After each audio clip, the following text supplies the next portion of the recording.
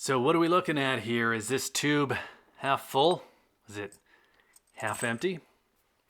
Kind of seems like I pay more attention to that empty space. Just 8 more until that tube is full, but do you ever get to the end? Is that even a thing?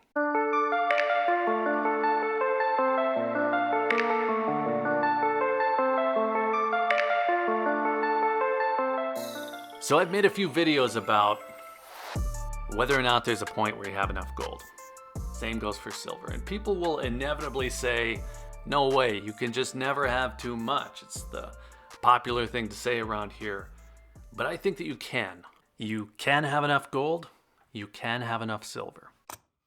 If you're looking for the line in the sand, one way to go about this would be to pick a percentage of your portfolio. We've all heard that 5 to 10% somewhere from someone, and not just from gold bugs.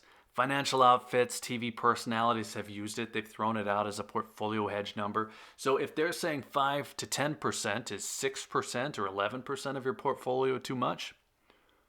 Well, it might be. The way I look at it is pretty simple. Could I cover 2 years of expenses selling down the gold that I have? That would require about 48 ounces of gold in my loose estimation. It's going to be different for everyone. And I have that one covered. So is that enough? Again, it's a maybe. Another way to go is to look at the percentages that we just mentioned and think that, okay, maybe you need $2 million for retirement. You're going to want to have $100,000 in gold. That's 5%. But that allocation is going to change pretty dramatically depending on a lot of things. One of the important ones would be your age, because as you're younger, you might want to be looking for growth investments, and gold is not that. My primary use for gold is just as a rainy day fund. It's an emergency plan that I just happen to find a lot more fun to build up than purely saving in dollar bills, which is something that I also do. I keep some cash, I keep some proper emergency funds and a savings account, and then gold is another layer. So I'm probably at the higher end of the rational scale of where I think I should be. I'm still young enough to be taking some shots with some growth investments, but I'm also old enough that I want a pretty significant rainy day fund, just in case. Now, because I have that sense that maybe I'm at the top of where I think I should be, my decisions going forward are different than what I'd be up to if I was, say, at the bottom of that spectrum, just trying to catch up. And the part that I think is important here, the part that I think is helpful for everyone, is the way that it creeps into my decisions. It's primarily in terms of sticking to what I can easily sell now. That part's going to be different for everyone. We can all send our gold or silver into an online dealer. We can get paid through a bank wire, but I find it to be a lot easier to drive a few miles, to sell some off locally, same day, while it's actually raining. Metaphorically. What I'm saying is that if I actually need to use it, I want to be able to get at it quickly. Now, don't buy gold to sell. That's not the purpose. It's not the intent. Hopefully, I'm not even buying it to sell it at all. I want to hand it down someday. And maybe I'm even double where I think I should be because I have 2 kids. That might have something to do with where I'm at. None of this means that I'm done buying. I haven't hit a point that says that, okay, you're out. There's still logic in why I'll continue to buy, but I can tell you what it does mean.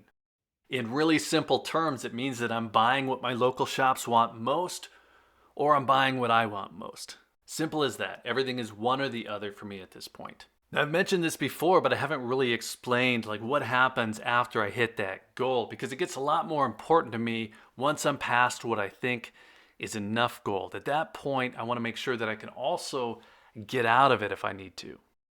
Now, it seems like we all say that we might want to buy land. The audience never argues that idea, selling gold to buy land. Everyone likes it. But I doubt many video creators who talk about it are actually out there buying land. Now, I personally would like to. I haven't had much luck finding what I'm looking for. I do have some real estate, but I don't have productive dirt. So the idea of stacking what I can also quickly get out of is at least partially for that reason. Maybe there's a land deal, maybe there's a real estate deal, some other physical asset that's a lot harder to buy than a gold coin here or there. So having that gold to quickly liquidate and then roll into a larger asset, to me at least, seems like a really good plan. There are going to be some things to consider here, some things that are outside of this topic, like if you have a bank involved, there are going to be underwriters who will scrutinize mysterious cash deposits, but that's way off topic. We'll come back to that in another video. Another decision that I've made more recently is that I'm going to go back through some of the gold that I already have that doesn't line up with either of those categories. Either they're extremely liquid or they're extremely fun. Anything in between, I'm going to dump. I'm going to trade the gold that my local shops don't like right up until it hurts to do it. Meaning that if the gold coin is something that I'm just really excited about, too excited to sell, there's no way I'm going to get rid of it. So that means that my two categories will only continue to widen. I'll have tubes of one or two or three things to stack, eagles, buffaloes in this case, and then the truly fun stuff to collect. Now, this is why I've been talking about American Gold Eagles more lately, why I've been mentioning my problem with silver premium, but then showing up totally out of the blue with something like this high relief lunar rabbit. So it might seem like I'm telling two totally different stories, and I am, but it's because they're totally different things. Two separate categories. Now, as far as that upper limit goes, for me, it's not really a limit, it's more of an upper marker. It tells me to slow down a little bit if I get past it, pay more attention. And the reason for this video, it's partly to continue to talk about strategy and buying, my reasons for doing it, and then partly to explain that if you're doing something different than I am, something different than what I'm saying to do, I'm never here to tell you that it's wrong. My first 3 ounces that I bought personally, they were all about variety. I had 2 20 francs roosters before I had 2 of any other gold coin. I was consistent with silver at the time. That was another story. I was buying American Silver Eagles, but the premiums weren't crazy like they are today. And the only thing that I'll really say about my earlier choices is that they're now costing me a little bit to correct. And I know correct is a strong word there, probably too strong.